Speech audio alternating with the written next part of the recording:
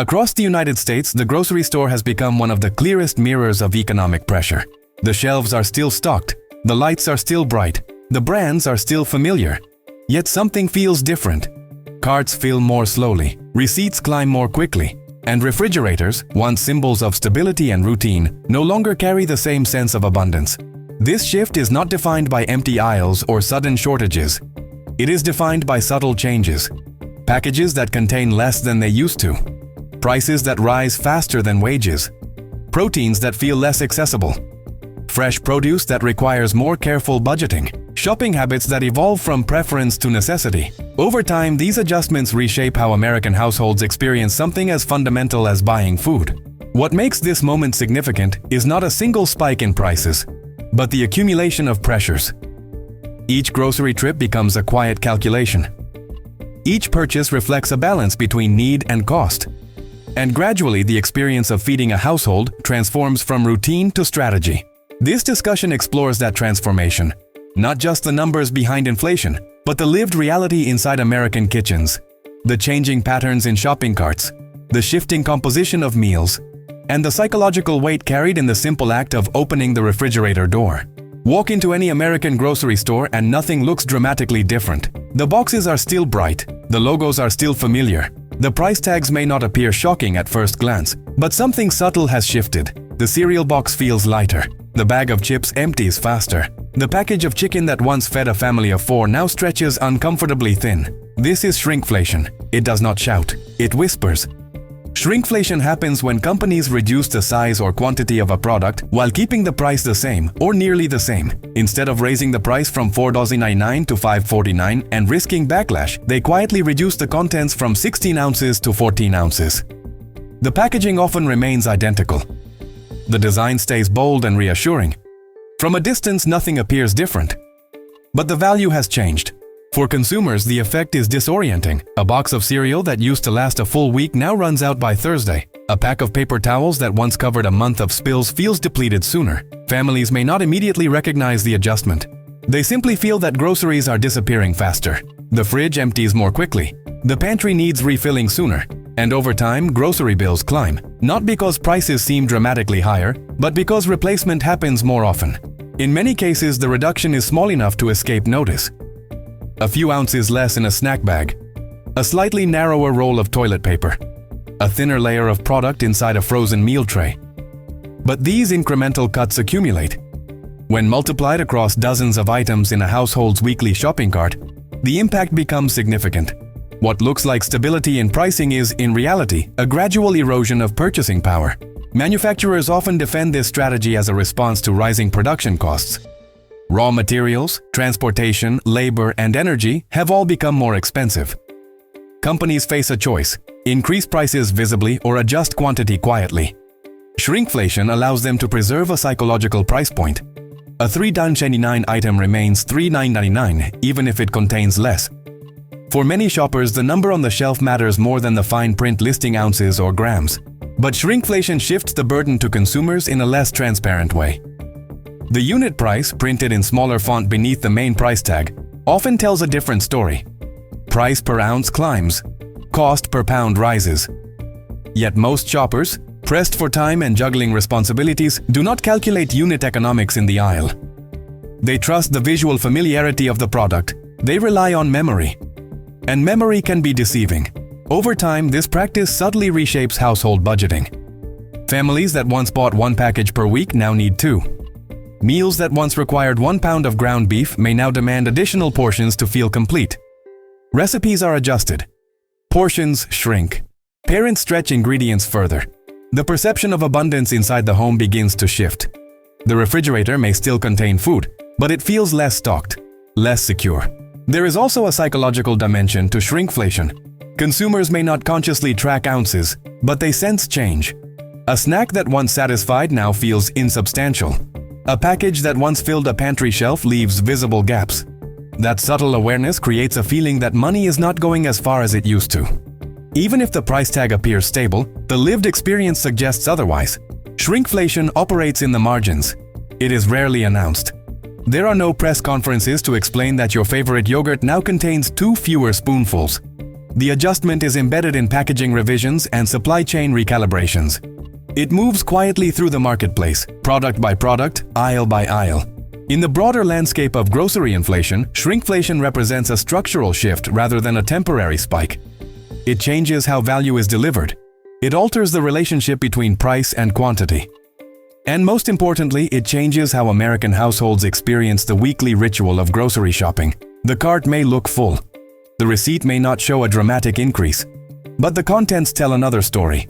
Shrinkflation does not rely on dramatic headlines or sudden price shocks. Its power lies in subtlety.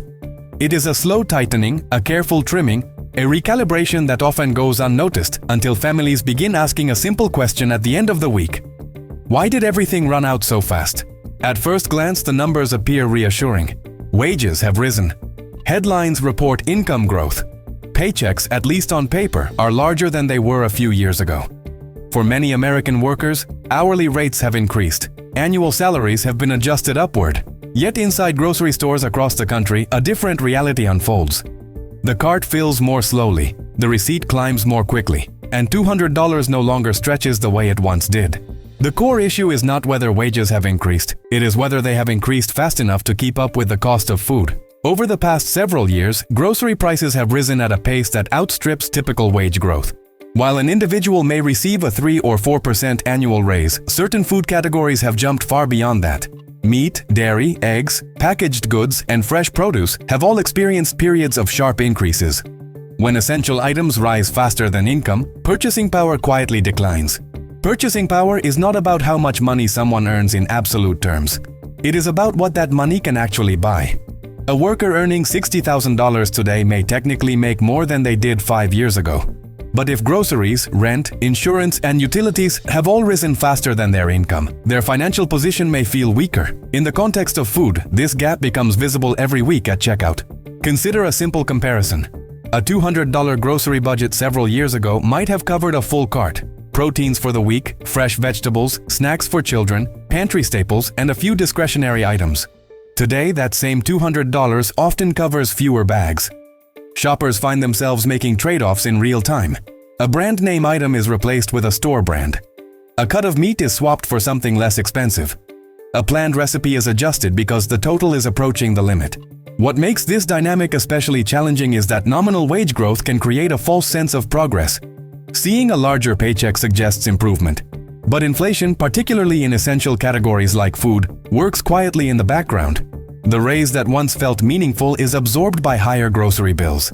The additional income is redirected toward maintaining the same standard of living rather than improving it. For middle-income households, this pressure is particularly acute. These families often earn too much to qualify for assistance programs, yet not enough to absorb sustained increases in food costs without adjustments. They may not describe themselves as struggling, but they feel the tightening.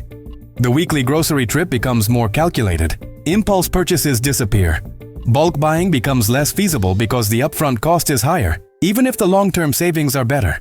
Over time, the gap between wage growth and grocery inflation reshapes financial behavior. Savings rates may decline because more income is allocated toward recurring necessities. Emergency funds are harder to build. Retirement contributions may be paused or reduced. The grocery bill, once a predictable expense, becomes a variable source of stress. There is also a cumulative psychological effect. When workers hear that wages are rising nationwide, yet personally feel no relief at the supermarket, trust in economic narratives begins to erode. The macroeconomic data may show stabilization or improvement, but the lived experience at the checkout counter tells a more complicated story. Stability on paper does not always translate to stability in the household. Importantly, food inflation carries a unique weight because it is unavoidable. Unlike discretionary spending, groceries cannot simply be eliminated. Families can postpone a vacation or delay a major purchase. They cannot stop eating. When food prices rise faster than wages, there is no clean workaround. The adjustment must come from somewhere else in the budget. This is why $200 today can feel like $120 from a few years ago. It is not just nostalgia. It reflects a measurable shift in the relationship between income and essential costs. The dollar amount may be identical, but its capacity has diminished. Each bill carries less strength, each paycheck covers less ground. Grocery inflation versus wage growth is not a dramatic collapse, it is a steady divergence, a slow widening gap between what households earn and what basic nutrition requires. And as that gap expands, the experience of grocery shopping changes. It becomes less about choice and more about calculation, less about abundance and more about constraint. In many American households, protein has always been the center of the plate. A piece of chicken, a cut of beef, a fillet of fish. Meals were built around it. Side dishes supported it. The structure of dinner, culturally and nutritionally, often began with a primary source of protein. Today, for a growing number of families, that center is shrinking. The price of animal-based protein has risen sharply in recent years. Beef has experienced significant increases driven by supply constraints, feed costs, and environmental pressures. Poultry prices have fluctuated but remain elevated compared to historical norms. Eggs, once considered one of the most affordable protein staples, have seen dramatic spikes during periods of supply disruption. Seafood, already a premium option for many households, has become even less accessible. These increases do not exist in isolation. They compound weekly, appearing again and again on grocery receipts. For families operating within fixed budgets, protein is often the first category to be adjusted. Not eliminated entirely, but reduced. Instead of buying enough chicken breasts for multiple dinners, households may purchase a smaller pack and stretch it across recipes. Ground beef becomes an occasional ingredient rather than a weekly staple. Steak shifts from routine to rare. Seafood becomes reserved for special occasions, if at all. The substitution pattern is predictable. Carbohydrates are typically less expensive per calorie. Pasta, rice, potatoes, and bread offer volume at a lower cost. Canned beans and lentils provide plant-based alternatives that are more affordable than meat. These foods are filling and practical. They allow families to maintain meal frequency while controlling spending. But the composition of the plate changes. The protein portion shrinks. The starch portion expands. This shift affects not only nutrition but also perception. When the main protein is absent or minimal, meals can feel incomplete. The refrigerator may still contain food, but it lacks what many consider the anchor item. Opening the fridge and seeing fewer packs of meat, fewer cartons of eggs, fewer containers of fresh fish creates a visual sense of reduction. The essentials appear diminished. For parents, the adjustment carries emotional weight. Providing balanced meals is tied closely to caregiving and stability. When protein becomes more difficult to afford, parents may quietly alter their own portions to preserve what is available for children. They may choose smaller servings for themselves or skip certain items entirely. The household adapts, but not without awareness. Restaurants and fast food once offered an alternative when grocery meat prices felt high. However, dining out has also become more expensive. As a result, families cannot easily offset rising grocery protein costs by shifting spending elsewhere.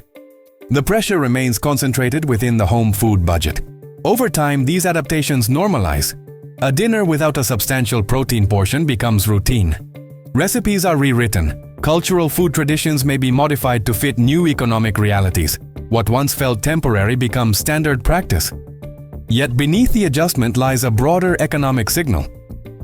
When staple sources of protein move from everyday purchases to calculated decisions, it reflects more than changing tastes. It reflects constraint. The concept of protein as a luxury may seem exaggerated at first. After all, meat and eggs are still widely available in stores. Shelves are stocked. Supply exists. But accessibility is not defined solely by availability. It is defined by affordability. If a product remains on the shelf because fewer households can comfortably purchase it in previous quantities, its role in daily life changes. When protein shifts from the centerpiece of the meal to a carefully rationed ingredient, the refrigerator tells the story. Fewer packages, smaller portions, longer gaps between restocking. The cart still moves through the checkout line, the total still registers, but the composition inside the bags reveals a subtle transformation in how families navigate rising food costs.